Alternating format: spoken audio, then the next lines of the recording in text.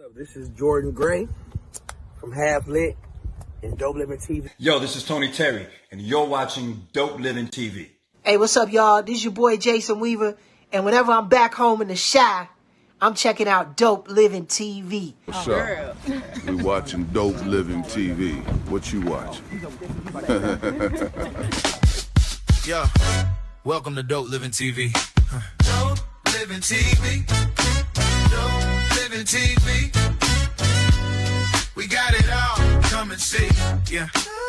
Let's see. Dope Living TV. Dope Living TV. Yeah. Check us out. Come and see.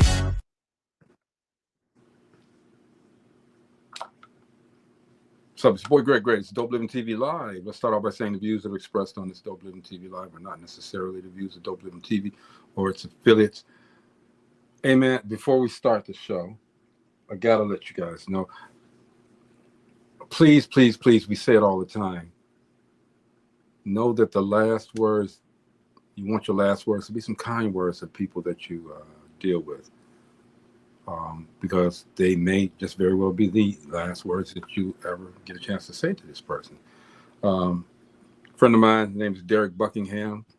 Didn't even know he was sick. He died today. And just want to say, it's a good ride, brother. Good ride, okay? Talented musician, great father, great husband. Shout out to my guy. What up, Steve?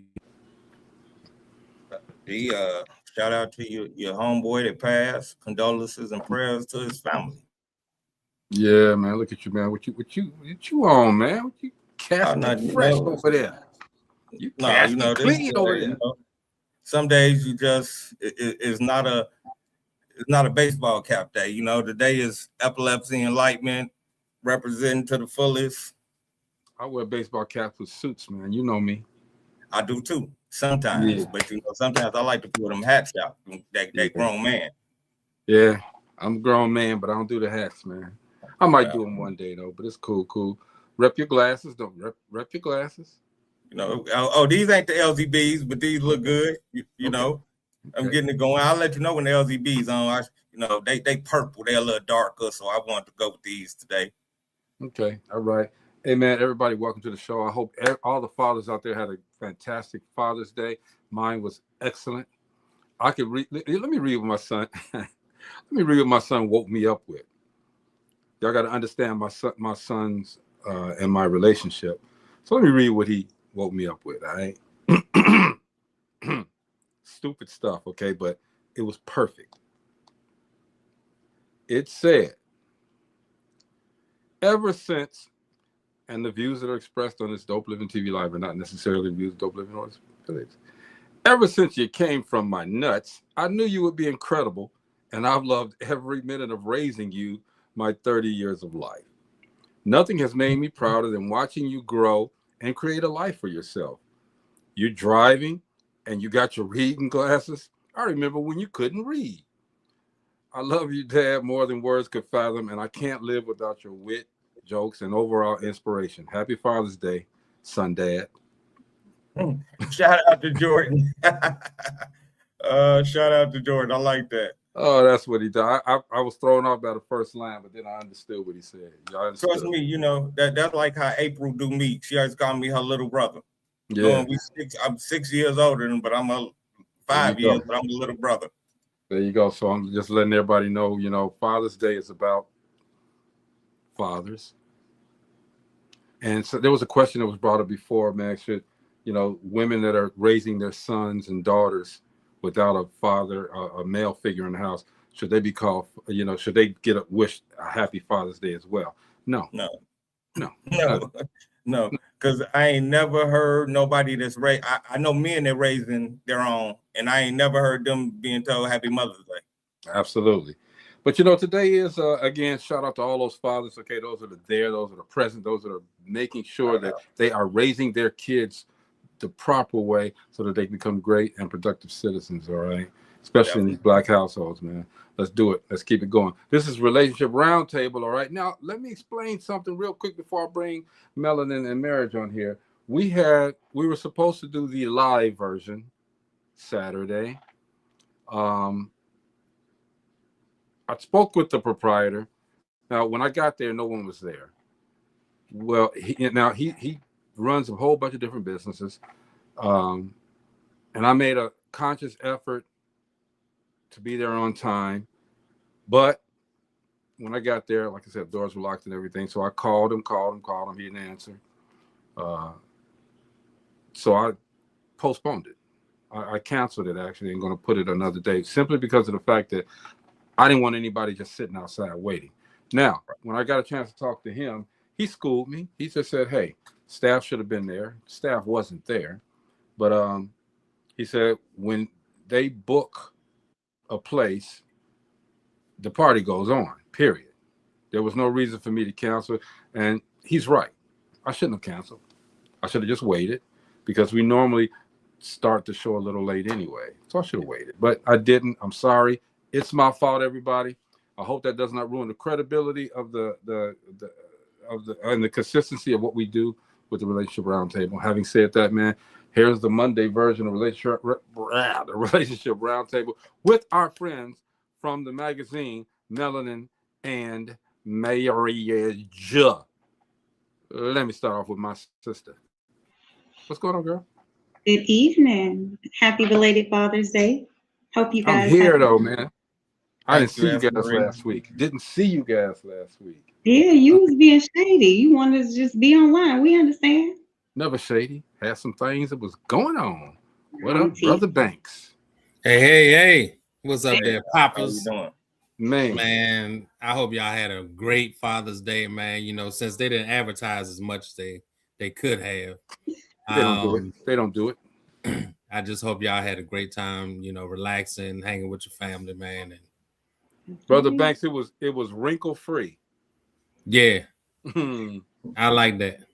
Wrinkle free. My good friend, Reverend Pat. Hey, y'all. Happy belated Father's Day, guys. Yeah, man. Thank you. We are here. So we're gonna do another round with situations. All right. I just want to put some situations out there. Y'all let me know what y'all think about these situations. Honestly. Starting off with this one.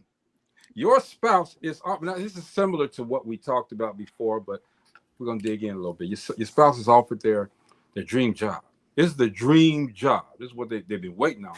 But it requires them to move across the country. Now, your career is thriving. You're doing so well. You've been thriving, okay? But again, your spouse has offered their dream job.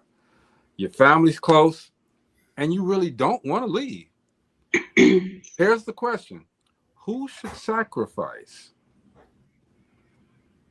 And is refusing to move selfish? Ooh. And does marriage require supporting your partner's dream no matter what the cost? Answer those for me. The first one, who should sacrifice? I think that, I don't feel like that's a two-ended question. But the simplest way to say it is, I feel like if you're in a relationship, then that's a conversation that you have. One person is not more important than the other. So it's definitely a conversation to say, hey, this is what I've been dreaming of. This is what I want to do. How do you feel about it? But, if there's some resistance, then maybe that person should go and kind of check it out first, see how it goes. If it's something that truly they want to do and it's really what they expected, then I think they should have a conversation. I don't think it's selfish for someone not to want to uproot their life. But at the same time, when you're in a committed relationship as a marriage, there's always going to be sacrifice. You're not always going to get your way. It's not always going to be what you want. That doesn't mean that you have to give up your dreams, but that's when compromising definitely comes in. People choose different jobs every day. So that doesn't mean you have to jump ship every day, but you definitely have to compromise and see what's best for the family, especially if there are children involved. So. Okay. All right. You answered all three of them. Except for does marriage require supporting your partner's dream no matter what the cost? I feel like you support people's dreams regardless. Everything costs you something in one way or the other. So I'm not going to say at every cost, but there's always a cost to something. So I just think that, again, that's a conversation that needs to be had between those two married people. Okay. Bro, Banks, what you say? What say you? I'll say it like this. It could be your dream job to go out there and work, but are you willing to wait out that period if that job of your significant other is not transferable? Are you willing to grind out the financial responsibilities while they try to work on getting their job, back together, or even find another job once they get to the area? So there's some things that has to be worked out on that end if you are looking for that person to really go out on a limb and support your dreams. Is your dream job enough to support what we have, as far as living expenses? Right. And that's one of the biggest things. And really, are you willing to bear the load of that relationship, for the time being while I transition out there? Because me transitioning and may not have a job, I may be beneficial to the management of our new move and things of that nature that could take a lot of work, load off of you while you transitioning into your new job. So there's some roles that might have to change until, we both get back on our feet, so there's some constant communications that's necessary in that situation and some understanding before we make that move. But for me, I've been in the military for 20 years. So if I speak personally for me, I moved around almost every 3 years. So I had somebody following me throughout my whole career. So, yeah. Okay. Reverend Pat, let me ask you, does marriage require supporting your partner's dream no matter what cost?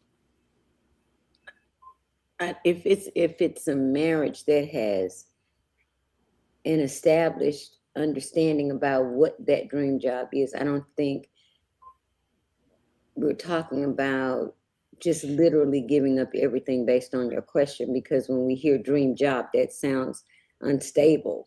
But what your question was is the dream job came available. Would you be willing to move? Right. I would think I agree with S. Marie. If we've already had that discussion and I go in understanding that if this job comes open, he's going to take it. And that job is going to provide for the family without any detrimental cost to the family. I'd be willing to make that sacrifice because we've already got that understanding. I think sometimes we hear the word dream and it gives you the idea that it's not going to be stable. But you said the job became available. This is what he's always wanted to do. And now the opportunity for him to do it is there. So we've already obviously had an understanding and a conversation about it prior to marriage, while we were dating, so forth and so on.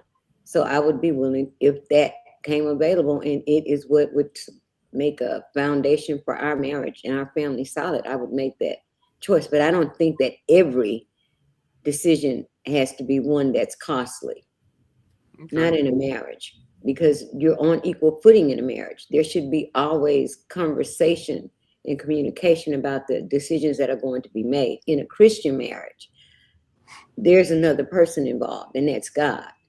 So if we're both praying on the same thing, God's going to answer me and God's going to answer him. And once God makes that decision and gives me peace with that move, then I'll make that move. But in a Christian marriage, I don't assume that my husband is bringing anything to me that he hasn't prayed about first. Okay, I got you. Real good. See what you say.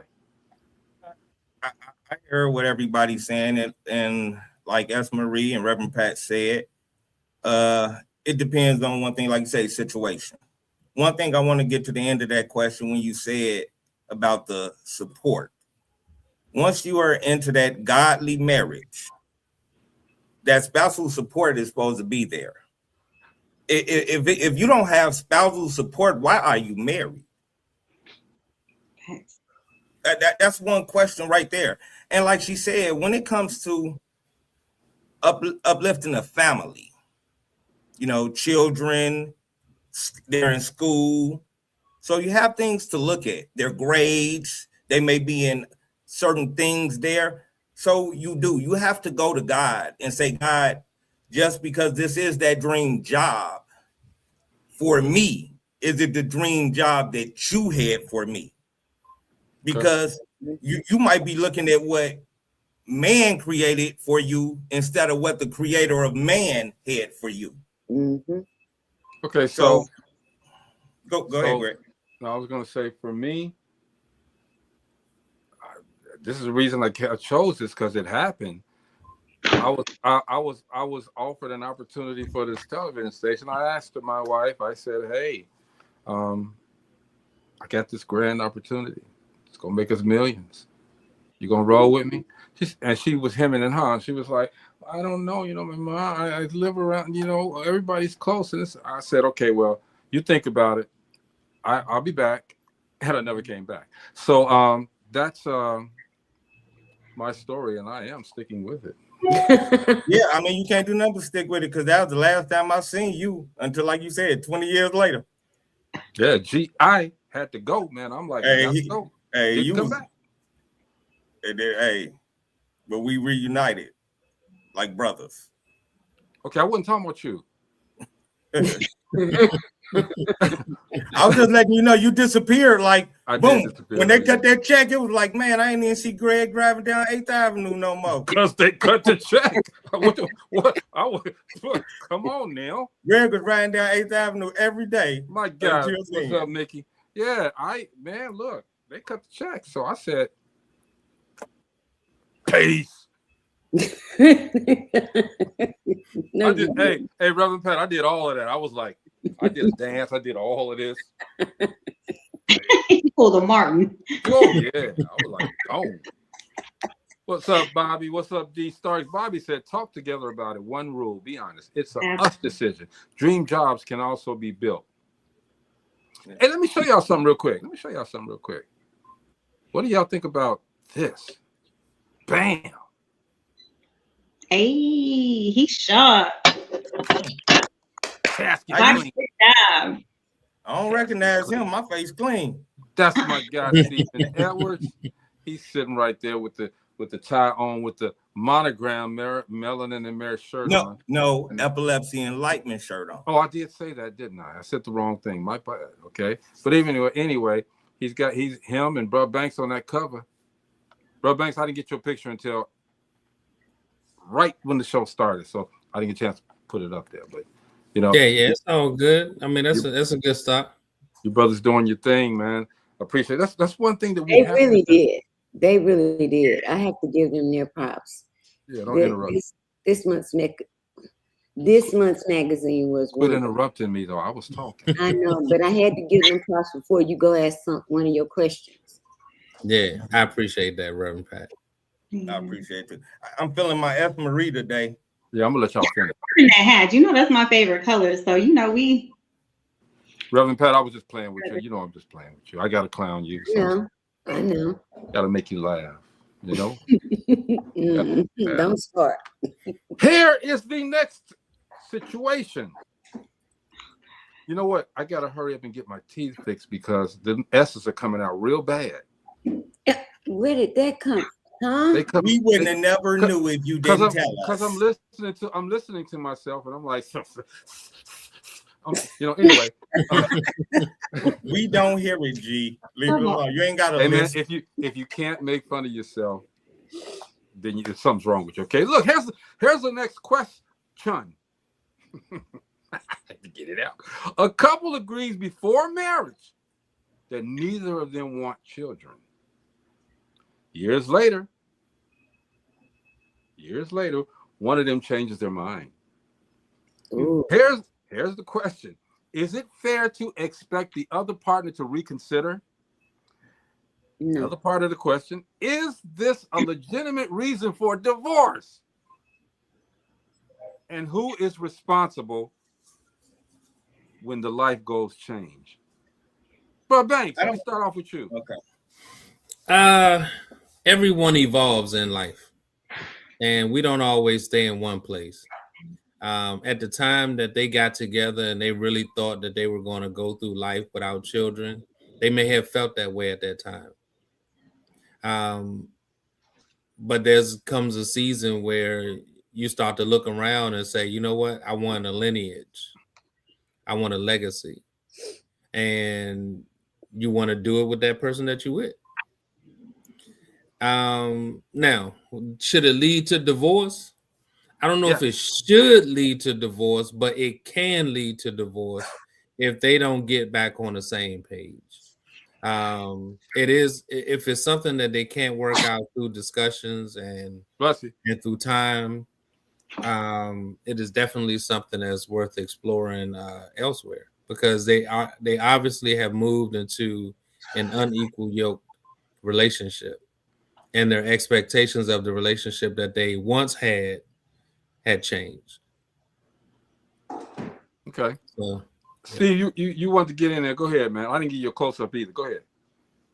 Well, I look at it like this: if you both going into the relationship saying you don't want kids, there's many precautions that each person can take where they don't have children.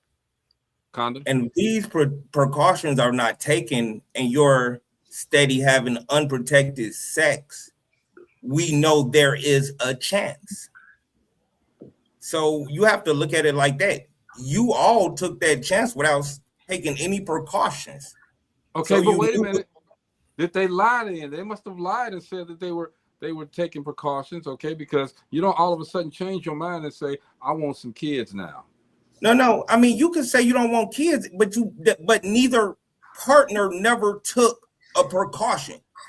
He didn't have a vasectomy. She didn't have a tube tied. So, and you're still having unprotected sex because you're married. So within that marriage, you must know we've never did anything to stop us from having children outside of saying we don't want kids. So if you take an action to stop it, there is still a 50-50 chance that someone will have a child. So if your woman came up to you, I'm getting to you, ladies. If your woman came up to you and said, Steve, you know what? I'm pregnant. What are you going to say? I'm going to take responsibility, do what I got to do. I'm a man. I'm going to take that responsibility. But I'm going to tell you now, ain't no woman just going to walk up to me and say she's pregnant because I practice abstinence, celibacy. So ain't nobody coming up saying they pregnant by me. That turkey based her mug, boy. I've been practicing abstinence for over a year. Oh my God. I know how not to have none. Hey man, you can't curse on the show. I didn't cuss. You said abstinence. That's a bad word. That's a bad word in my household. I don't make any deposits just anywhere. You know, I want what God give to. I don't want to just find somebody. I want what God has for me. Okay. All right, Reverend Pat. Are we still on the if you don't want kids? Yeah. Okay. I agree with Steve. If there's an understanding that we don't want kids, then there shouldn't be any way for us to make kids. What? No. If you don't want children, you take the precautions not to have children. And if you've not made those precautions, then that decision along the line where I mean, my tubes were tied when I was 20 something years old. Of course, later on, I wanted a son after having 2 daughters. Can you but untie my decision was final. No, my decision, no. So if tubes get tied, you can't untie them? Mm-hmm. You can. Yes, you can. Yes. But you can. You can, but I wasn't, because I said tie them, burn them, clip them, whatever you got to do. I don't want any more kids. So any relationship beyond that, I went in letting a person know I can't have children. I can't have any more children. These are 2. That's it. If you want other children, I'm not the one. But again, every question that you ask us comes down to communication. And when you begin to sense that you no longer have a mindset of not having kids, then that conversation needs to be started immediately, not just last minute while we eating dinner and I say, oh, you know what, I changed my mind, I want to have children now. Mm-hmm. It's all about I'm never changing my mind like that. That's Marie. What say you? Yeah, you probably don't want to hear my answer. I think you should just stick with them. Now I really want to hear your answer. That was a little personal for me because I've been in that situation. I have that situation. And that's just something I'm not going to compromise on. And that's a conversation that I had going in. So call it selfish, two-faced, whatever you want, but that's a lifetime commitment. And that's just something I'm not willing to start over with is having children. My son is grown. My son, grown man. Starting over, that's not in my DNA. Can I still have children? Absolutely. Do I produce? Absolutely. Will I? Absolutely not. Jesus is going to have to take the wheel. I just I know that's right. want it done. So, but again, that is me. I'm not saying, that's how it should go for anyone else. That's why I said you probably didn't want to ask me. I love kids when I can send them back after 2 or 3 days. There you go. There you go. I mean, I like that. I like that answer. You got all kind of y'all waiting on something from me, right? No. I'm laughing at Byron's comment. Yeah, I know. Byron said, hey, if one doesn't want children, keep in mind that swallowing beats birthing. Hey, all day long. Oh my gosh. Hey, guarantee she ain't gonna call you and say she's pregnant. Move on. Next question. Please do. Hold on. The throat might hurt a little bit. She might be talking like this after a while, but what is going on? Nothing. I'm sorry. Reverend Pat, I'm gonna move on, okay? I'm gonna move on.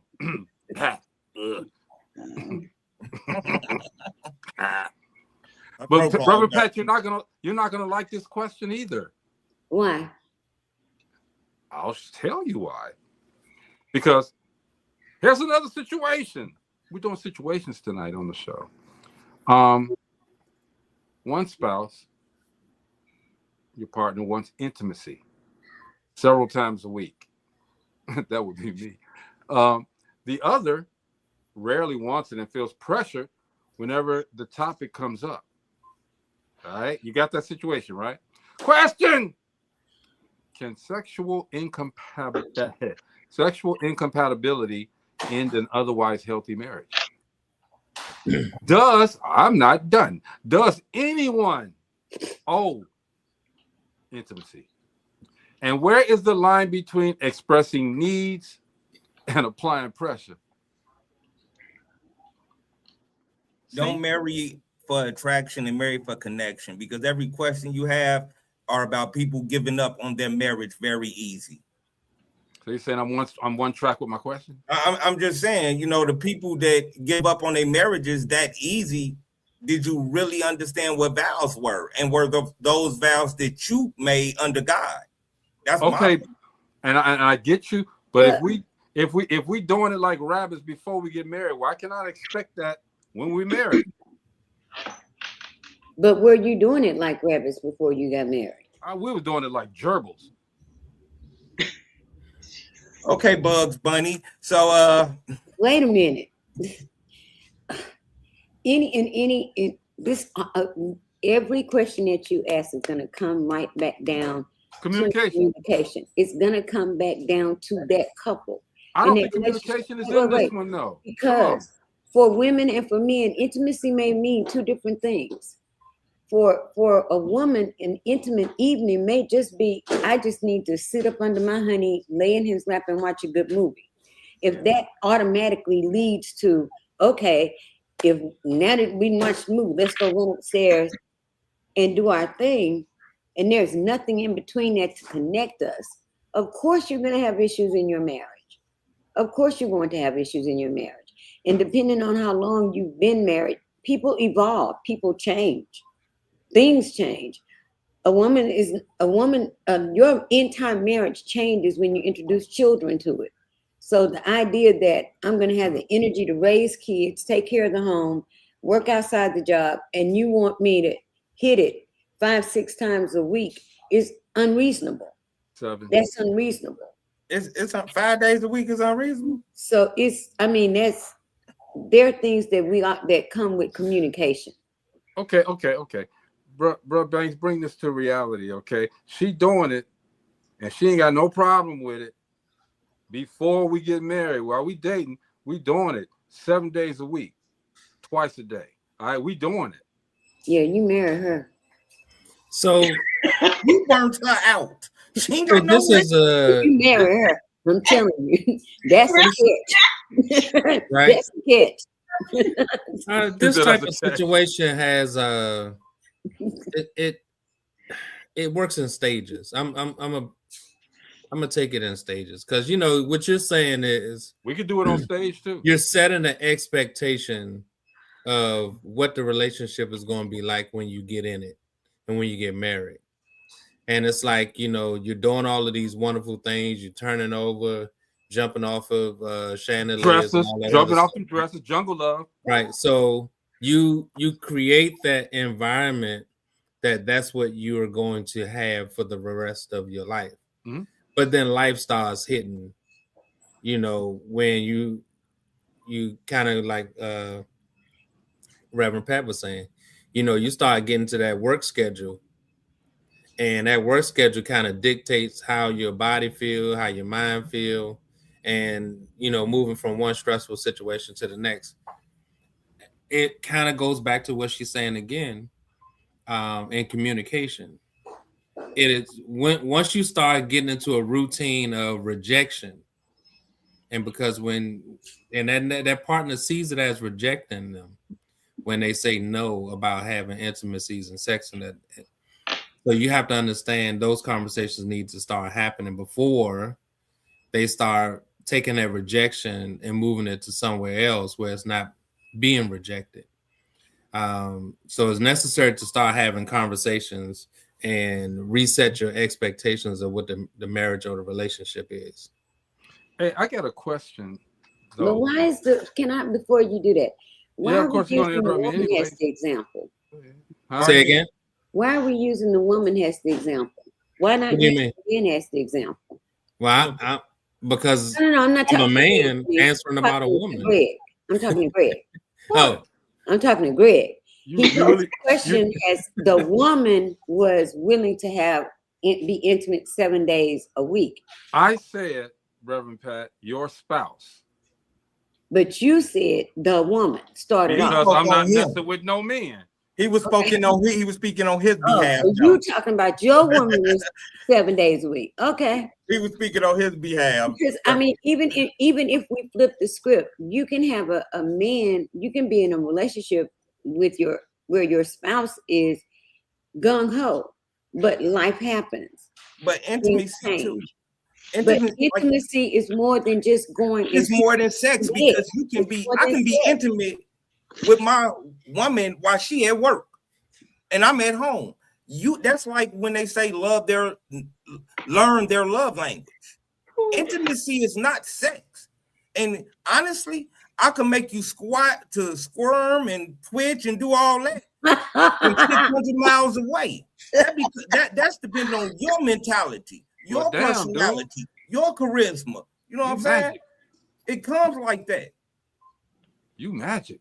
Mickey said you beating the brakes off of her. You better marry her because no one else can keep up with you. Oh yeah, if you tagging her twice a week, 7 days a week, I hope you expect at a certain anniversary she go be burnt out. No. How come he can't be burnt out? To Reverend Pat's thought, how come why we gotta talk about the woman anyway? I had a question, and I've always wondered. Y'all not gonna like this question either. When you first had your first sexual experience, y'all don't have to answer this. This is just a thing that makes you go, Did anybody know what they was doing? I didn't. I was 16, maybe 17, going on 17. No, I didn't. You waited that long, huh? Yeah, I was trying to wait till I got married. Right. I mean, you know, a year later. So I was 17, so I got married at 18. Mickey said, "Nope, nobody knew." Byron said, and you say, did I wait that long? Yeah, I've had girlfriends before that wanted to have sex. I'm be honest with you, I didn't want to have babies, and I didn't have no man in my relationship to teach me about, you know, sex, condoms, you know, and things of that nature. So I knew I didn't want to have babies with certain people that I was dating, and so I didn't have sex. Dude, I walked around. My father accidentally left a Playboy book on the table. I don't know why he had it, but I took it and I walked around with it, holding it up like this, going down the hall, man, like, hey.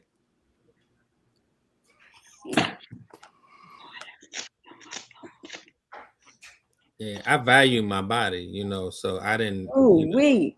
I was 12. I valued her body. What? I value mine now.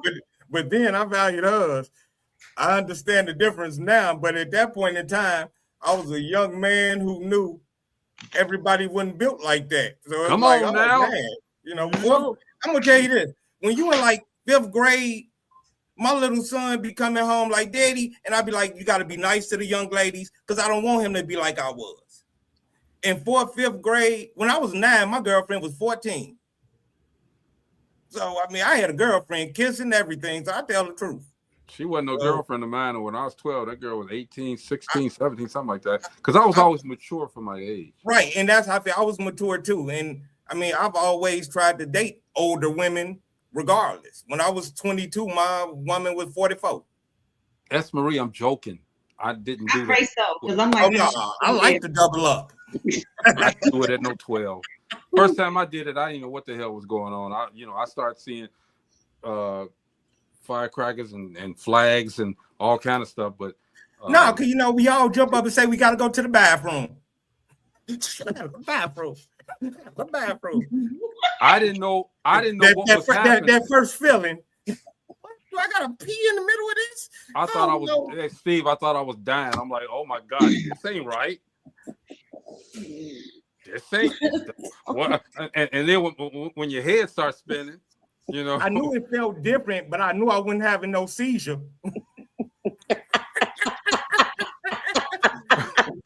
I knew I wasn't falling out. They're called naughty bits. All right. Reverend Pat, grab some water. Bobby says, go grab some water. Next question. This fan ain't working. What happened? Next question. What happened, Miss Marie? What happened? Listen, honey, it went left. I'm sorry. I need a fan. We're friends, right? We're talking amongst friends. You're absolutely right. We can have family. I was an epileptic virgin at a point in time, so I gotta speak the truth. Hey, see, that first time after it was done, number one, I didn't know what the hell happened, and number two, I was limping. I limped away. I was like, oh my God. I wanted a Gatorade or something. I needed like a Gator. I needed something that had electrolytes. I'm going to have dinner with my husband. Come on, Brother Pat. I got a question right here. I got a question. This is a serious one now. This is real serious. Real serious. Tell your husband, just give me 30, 20 minutes. All right. Here's a real serious question. Your spouse wants to move their aging parent into your home indefinitely. Now you love the parent, you love them, okay? But it's going to dramatically change the whole quality of your life. Here's the question: is caring for parents a marital obligation? And can you say no without being selfish? And who would get the final say? I want to say something real quick because you just said this question. I want to specify something. Something is wrong with your marriage if they said they want to move the parent into their house. Into the house, okay? I mean, because if I'm married to you, it ain't no their house. Okay, y'all can't take every single word and dissect it like that, okay? The house, okay, wants to move their parent. But you have marriage. No, I didn't say that. I said your spouse wants to move their aging parent into your home indefinitely. It would be a yes for me. My mother-in-law, if we had enough room for my mother-in-law, she would be here. But is that an obligation? Is that caring for someone's parent an obligation? A marital obligation? It should be a obligation as a child. It's an obligation as a child. The marriage doesn't have anything to do with it. I married a man that I gauged how he treated his mother was a standard for how he would treat me, and I would not expect anything less. So no, it wouldn't be. I don't think you can, that type of thing, that has nothing to do with marriage. It has to do with caring for someone's mother. It does have to do with marriage because you're bringing that parent into a marriage situation. Okay, but his mother is his mother. But that she old and wrinkled. I don't care. His mother is his mother. And if it were my mother, I would expect the door to be open for my mother to be here. Well, yes, there's going to be changes. There's going to be changes. I'll be 67 in July. There will come a time when my kids may have to take care of me. I would not want my children to say that because of their marriage, they couldn't care for me. And my daughters wouldn't do it. So I think we have to discern between what types of marriage are we speaking to, because in a Christian marriage, there's an honor your parents so that your life may be made long. So that's the standard that we live by. I live by. I'm going to honor his mother. She doesn't have to like me, love me, whatever. I'm going to honor his mother. And I would expect him to honor my dad is 95. What if my dad needed to come live here? That door would be wide open. My husband wouldn't even think twice about it if we had the ability to do it. Hey, Bella. Okay, a good answer, Reverend Pat. See, I can switch it. I can switch it back. And see that's true though, because just like across seas, a lot of those people, they ain't got nursing homes and all that because these people take care of their parents when their parents become older. You go to Egypt, you go to London, you go to these places. They're not putting their mother and their fathers in no nursing homes.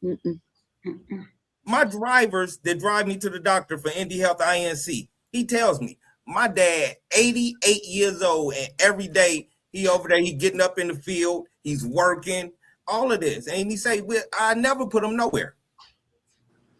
Okay, Bro Banks, what you say? I mean, if anybody know anything about my life, right. Both my parents lived with me. And I think you told us that, yeah. So, I mean, that was coming into the door. My mom was here. My mom actually passed before I got married, but my dad is still here. So, is it a challenge? Yeah, it's a challenge because you're opening up your level of privacy.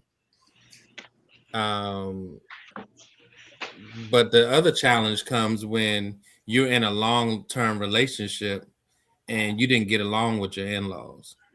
That's when the challenge of those things come into play, where you have relationships where my parent would be outright disrespectful to my spouse, but I still have love for my mother.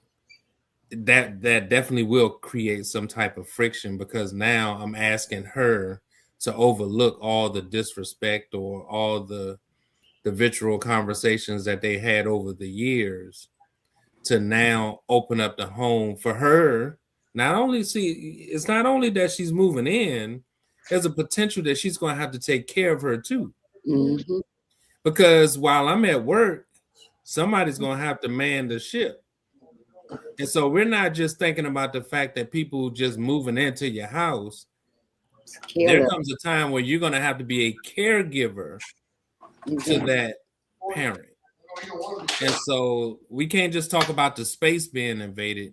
We have to talk about whether or not you have the will, the capacity to be a caregiver to that parent. If you got God in you, it's going to come naturally. Because sometimes God don't always enter into the thought processes of people when they have conflict in relationships. But and see, that is our problem as man and woman today. We need to put God in all of our thought process first. That's it. That's the you're talking to a Christian man, so I don't disagree with that.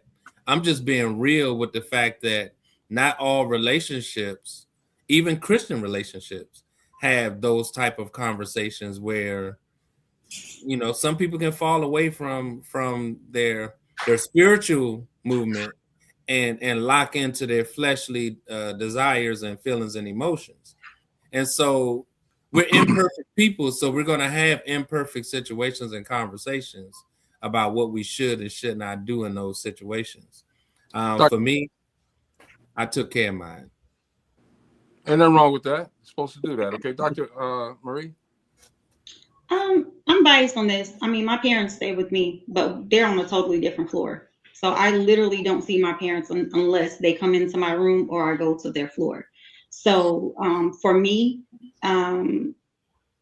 if the role was reversed, I mean, we've had this conversation. So if my husband needs to bring his parents here, absolutely, they're coming.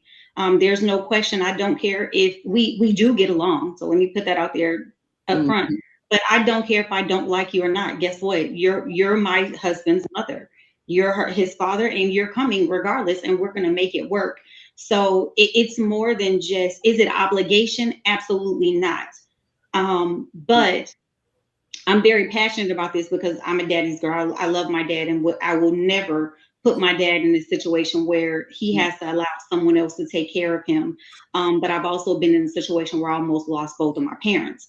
So I have also have an aunt who literally went to a nursing home and they just abused her physically. And I will never put my mother or my father through that. And I wouldn't expect my spouse to do that either. But again, from an obligation standpoint, absolutely not. I have siblings. But it's a choice that you make, and it's a choice that you make together as a collective. So we've already had that conversation that if, something happens to his parents, or if there's a need that they need to come, then absolutely that's what's going to happen. So. Okay. So as we do the this forum that we do, understandably so, we want everybody to know all aspects of the answers that you guys are giving for this. Okay. So although, and I know each one of you are very, very spiritual, but we got to take ourselves sometime, like Brother Banks was saying, out of that so that we can give the people another version of what we're trying to answer, what the question is. Okay. Sometimes we got to take ourselves out of that. All right. And think about, what if this is, when I'm joking with these jokes and this and that, I take myself out of a situation and put another one so that I can play quote unquote devil's advocate so that you guys can answer these questions in a more general manner. All right. So I'm just saying that because of course, God is the basis for everything, okay? But there's people out there that probably don't believe in God, but still want an answer. They want to get that answer. So, but can I say something? Please. You always do. Okay, thank you very much. Even from that perspective, our answers may come from the way we live our lives, but the one thing that we all have in common is communication. Any relationship, whether you're saved or unsaved, these are conversations that should be had. Yes. I'm not saying anything was wrong with the answers. No. I know what you're saying, because I agree. Sometimes it may come across as that's the only way we can give an answer. But in reality, in marriage, in relationship, whether you're saved or unsaved, the foundation of any good marriage, any good relationship is communication, is paying attention. Let me say it like this, because that's a very important question, especially as I get older and think about things in a different perspective. We are our environment. Is that fair to say? So you're a product of your environment. So whatever you saw or did not see, that's going to come into the marriage. It's coming in the marriage. Okay. So your spouse has a window into what to expect 10 years down the road. What was her relationship with her mother? What was his relationship with his mother? Down the road, what will happen if his mother and she has to move in? There's no other option. And they don't get along. I'm not even just talking about me. There are a lot of things that marriage and relationships offer that are positives and negatives, but what keeps them working is communication. I get it.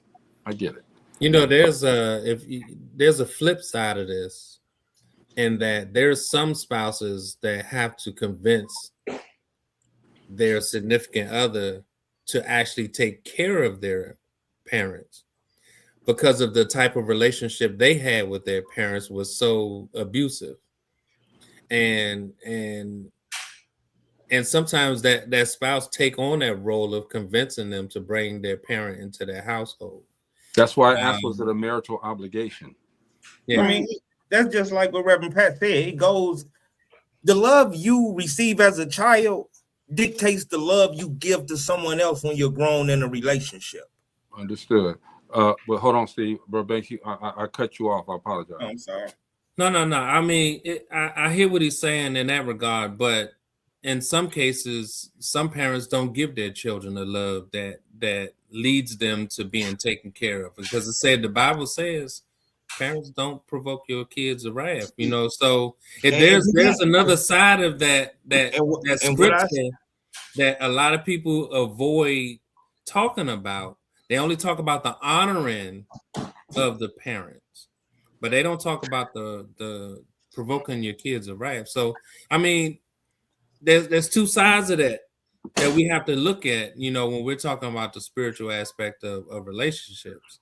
Well, I'm not speaking on the spiritual. I'm just speaking on, if you, in your household, your mother and dad might have been together 30 years, but if you've seen a violent thing in which this is not love, but this is the only way they think they know how to show each other love, through violence or hitting or abusive conversation, it is a great chance, without that child being healed, that's the love that they're going to reflect within their relationship, because that's the only thing they seen what they appear to think love was. Because let's be, just like I say all the time, God is love and love is God. Love is patient, love is kind, love does not be into controversial. Love is pure. And that's what we truly must understand what love is. And like you say, within those relationships that are not truly built off religion, guess what? That's where a lot of those flaws and things in those relationships come. How I live. And I'm going to answer it from God's word, because guess what? That's when you might find out that something was wrong in your relationship, which was God. I understand, but you haven't always. I know, you know me. I come from a reverend. But I'm just saying, you haven't always had that. So I appreciate. But that's when we made mistakes. When we didn't always have it. That was our flaws. I understand it, but there's some people that says, "Well, hey, I haven't had what you've had. Okay, give me an answer." If they consider you guys professionals and knowing what you're doing, okay, I tell them all the time. I say, "Well, they're panel members and they have their own lives, and they're answering from a place where they've been, you know, not where you've been." I got one more question though before we get out of here. Where is it at? One partner gains. You know, I'm gonna leave that alone. That's okay. No, come on. Let's play with it. No. There's no time. There's no time. Okay, but we can't go a couple minutes over. I was waiting on this question. No, I'm curious. I'm gonna do a quick pass act. So people, you get married to the person, and then they get fat. Do you still love the person like you loved them when you got married? Oh yeah, is that a real question? Or do you divorce them? Yeah, basically that's the question. Yeah, that answer is so simple. Here, real quick.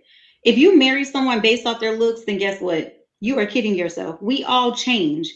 From the time you were 16 to the time you're 22, you develop a little bit more.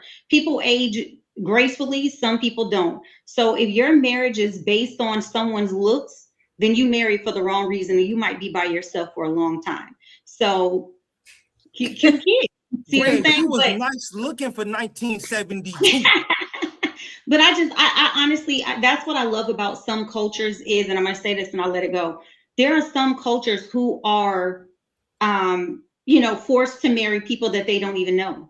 So the difference about that is they learn to love things about those individuals. They learn things about them that they love, and the things that they don't like, they decide to deal with them. Now, I'm not saying that everyone has to do that, but that shows the power of commitments, covenants, relationships, is when you're willing to look beyond someone's physical appearance. Because if you think that I will look like this for the next 80 years, you're sadly mistaken. Any of you, same thing. We can still be cute, but guess what? No, S. Marie, I'm trying to go for it because I'm finna be 50, and I think I look 33 this week. I got all the help. You look very but guess what? We can hold it as long as we can. But I pray that when you decide to give yourself to the next woman, that she doesn't come to you because you look like that. I'm fine infinity. I'm fine. She fell in love with my spirit and my soul before she ever. I'm gonna pass it on. I think we that's we got to very get out good of here. We got to get out of here. I was gonna save that question for next week, and we're gonna still have it saved for next week, okay? And the entirety of the question is: a partner gains a significant amount of weight, the other admits that they're less physically attracted to them because of that. Is attraction a choice? Can honesty become cruelty? I mean, we'll save that. Save that, guys. Save that. All right. I got Ozempic on the low. Ma'am, what's going on, bro? Bobby says sometimes the person who becomes fat is the one who loves themselves less and accuses you of not loving them too. Absolutely. I mean, true. Just don't ask me. Just don't ask me if you look fat in that in those jeans. Okay. We already know. I know we're gonna save this, but I just want to say there's the flip side to that, where you have a person that is, I ain't gonna say fat, that is obese or overweight, and when they lose weight, their spouse becomes jealous of their weight loss because they no longer have control of their mind and their insecurity. And so there's a flip side to that. That's when you're dealing with a manipulative person. In our reality, that ain't the person you should be married to anyway. Because they taking advantage of your thoughts and who you are. They with you to manipulate you. Well, that too, but there's also that person that lose weight and decide to find themselves. And when they find themselves as a new person, they start looking for other people because they start to get that newfound, not attraction, but attention. So there's a flip side to that situation. And everybody that lose weight don't look right, because all weight don't look right lost. Just to let you know. Some people was made to be thick. I saw somebody today. I'm just being honest. If God looked at everybody's pupils, no one's is the same. No one's fingerprints is the same. Everyone is original and unique. But everybody should be not all made to be the same because we are not the same. Everybody should be loved. Everybody should be loved. But here's the thing. At the end of the day, man, we are here to help you guys, okay? And everything that we say and do here on the show may not be your taste, may not be what you want to hear, all right? But these people here, especially the people from Melanin Marriage, which is everybody else, they do it from their heart. They're telling you exactly, they're bearing their souls and telling you things that happen to them, basically experiences that they've lived through, and giving it to you guys, okay? We as a collective have been through a lot in relationships and otherwise, all right? And so we want to share these, which is why we do this. We want to share that information with you guys, all right? So thank you guys from Melanin Marriage for coming through. It's always a pleasure to have you guys. Reverend Pat, tell them how they get you. They can follow me on Facebook, and I would invite the women to join the Made a New Sisterhood Facebook group. Okay. For Banks?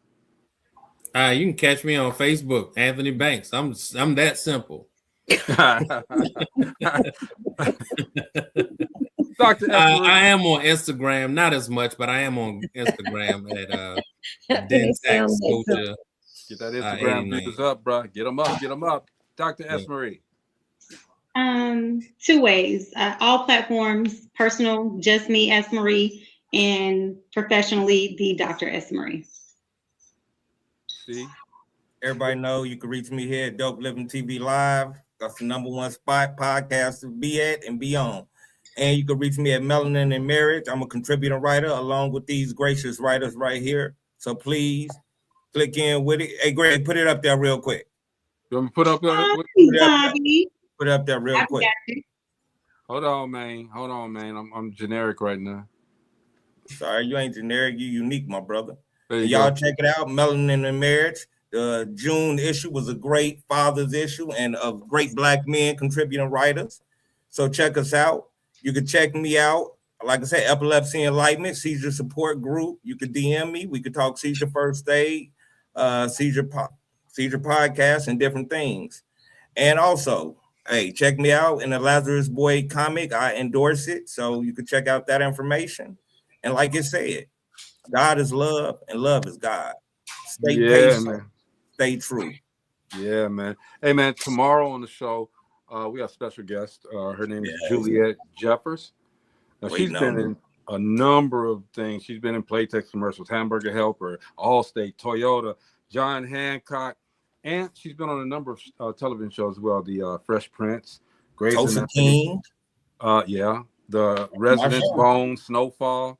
She's been in Tulsa King, everything. She's an actress. She's a producer, a director, a filmmaker. Her name is Juliet Jeffers. She'll be here with us tomorrow to talk about her journey and everything that she's doing, because she's a filmmaker now. She got a new film that's coming out. It's won awards at the Cannes Film Festival, and it's going to be an interesting conversation. It's going to be a really interesting conversation. Shout out to Desiree Lee Benson Brockington for bringing it to us. I got PR people all over the place, okay? But this Desiree, she does work for the Grammys, so I got to start pulling them out, y'all. I got to start. And shout out to Big John. Big John, yes sir. Shout out to Big John. If y'all didn't know, Big John is an autistic hip hop rapper, okay, making some big strides, big things, okay, doing his thing, okay. Straight to the cosmos. I love these people that are on this show. The Melanin and Marriage, they come and help us out every single week. And man, I don't know, I don't even know how we felt like this to get everybody on here every week, but and if anybody don't like me talking about it, that's God, man. God brought these people to us, okay. And now we're here and we're hey, I want to say together. Hey, man, I'm talking. I gotta stop together. You, but you can finish. I don't want to do the finish because I want you to get the last word.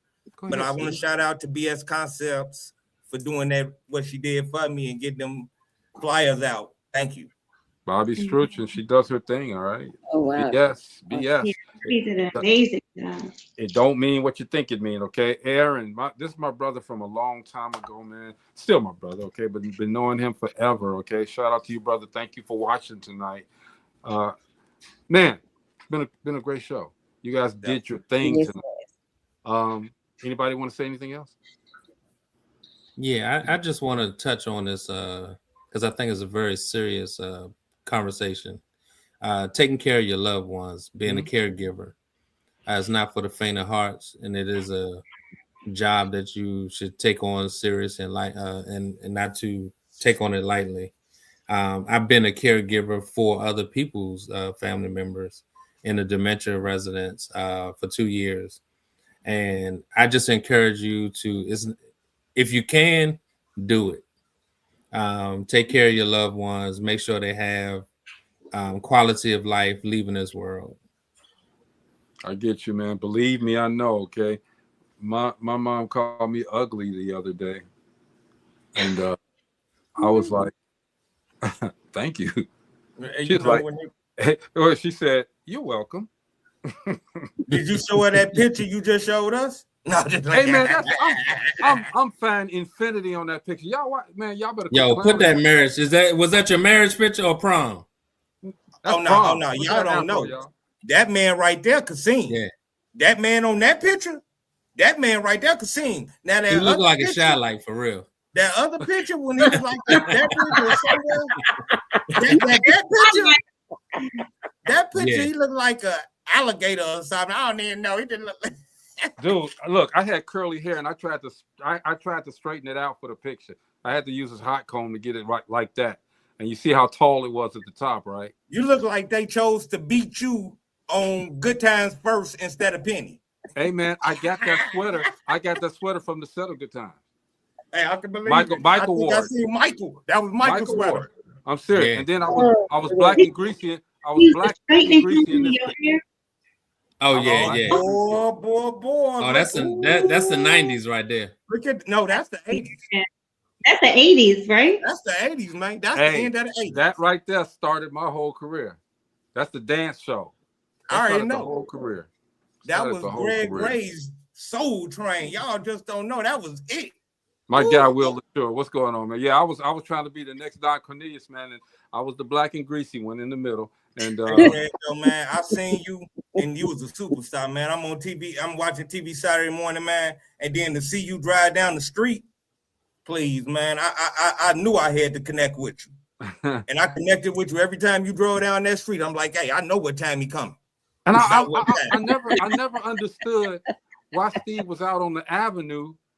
I stayed on that. Well, I lived on the avenue though. Let's not. I know you lived on the avenue, but you didn't live on that. You didn't live on the actual avenue. You was out in the middle of the street. Oh, because you know how back in the day they say this is my block. That was my corners right there on 8th and Buchanan. Yeah, that was the Soul Train era, and I said I can look. Don Cornelius ain't doing it, so I'm gonna do it.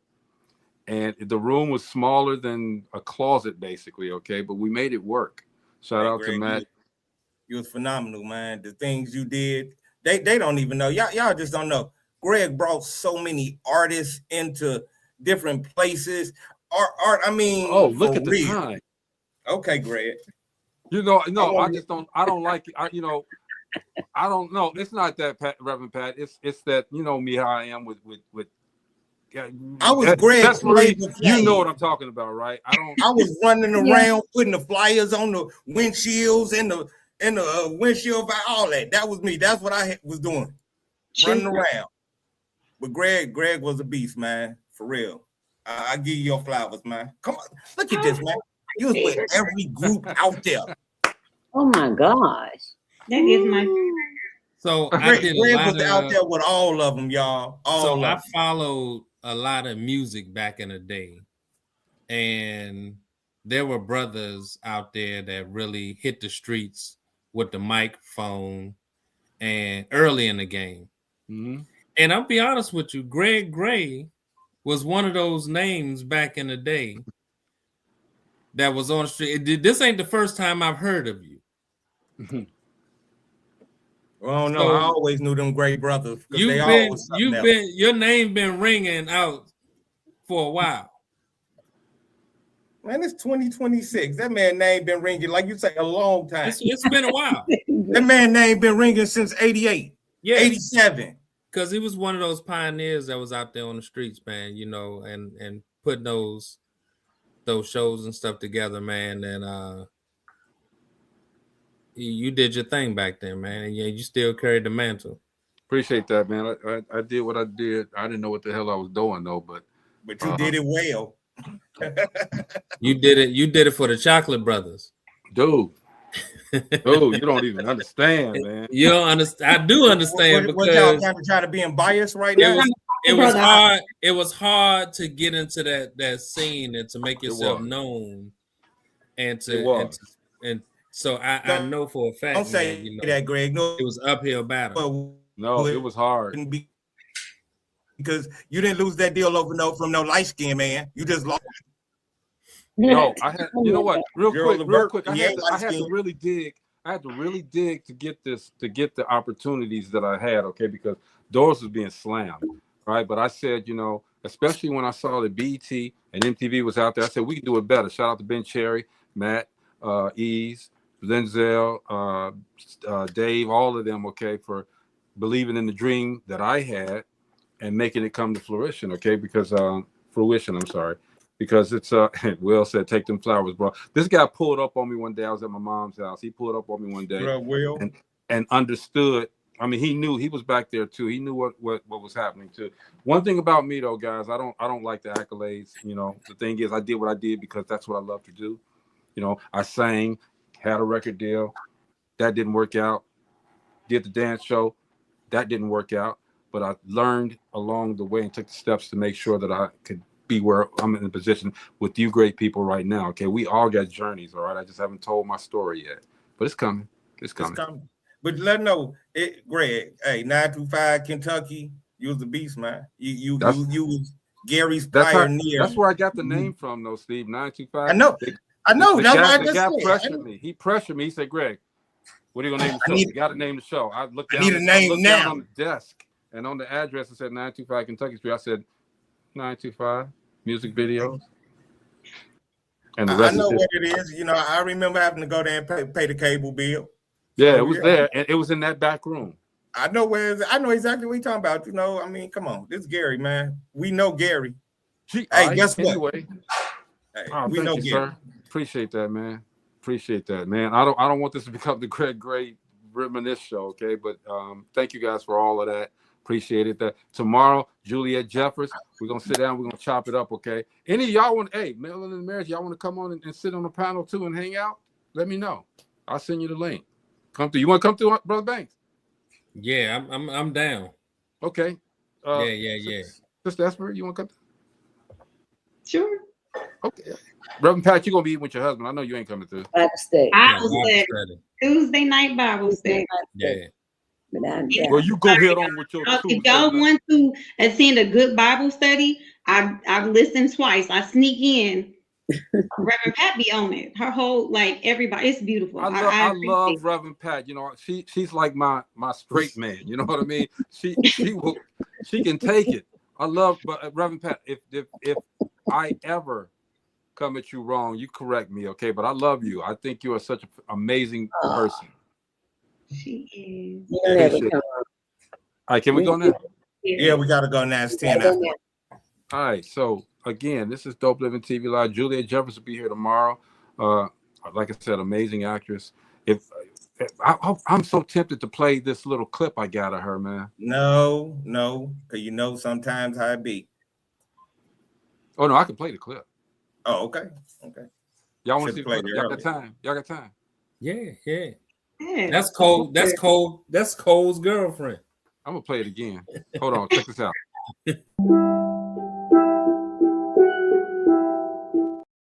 Can't play that one. Let's play this one.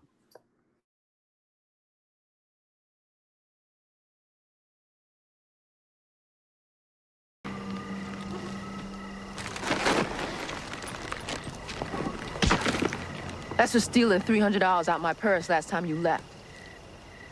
Hey, Fuzz. Hi, Naomi. My damn problem is you bringing trouble into the house where my baby sleeps. My damn problem is you asking me for my life savings to bail your ass out of trouble. My damn problem is you. I slept with one of the traders last night.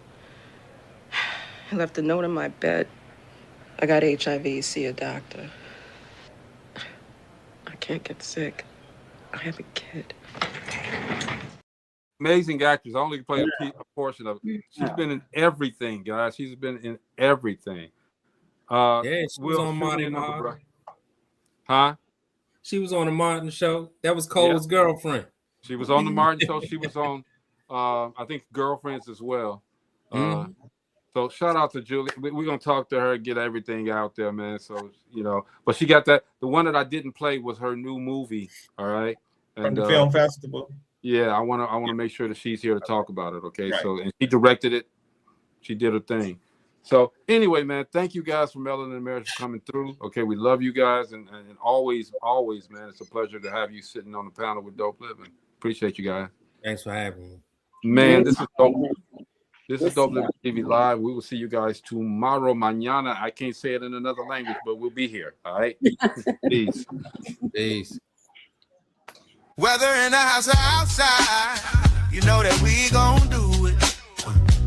Make a wrong decision, turn around and still get through it. When you say the name, you know it's us and what we doing. So turn it on and let the bass get booming. Yeah. Dope Living TV. Dope Living TV. Dope Living TV. Dope Living TV. Yeah. We got it all. Come and see. Yeah. Dope Living TV. Oh. Dope Living TV. Oh.